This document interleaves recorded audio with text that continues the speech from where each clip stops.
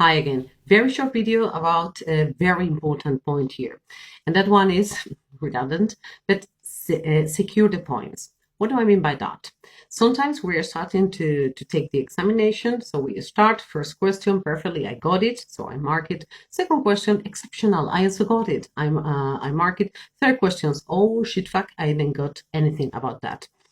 And what usually happens is that we might start to panic. When we panic, several things happen at the same time. The first thing is that your brains shuts down, okay? Thinks we are under attack, so we panic. While you are happily panicking here, probably you miss some important piece of information. That's the thing. So when we have not understood anything or a question or something, don't worry at all and continue regardless. And that's what I mean by secure the points. Because the thing is that if you have not understood the answer to one question or to 1 point out of 15, nothing happens.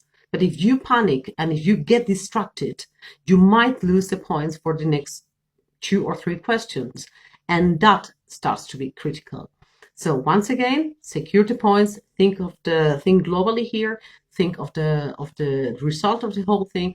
And if you miss anything, don't worry. And always remember you've got a second recording. And always remember it's far better to miss 1 point than to miss 5.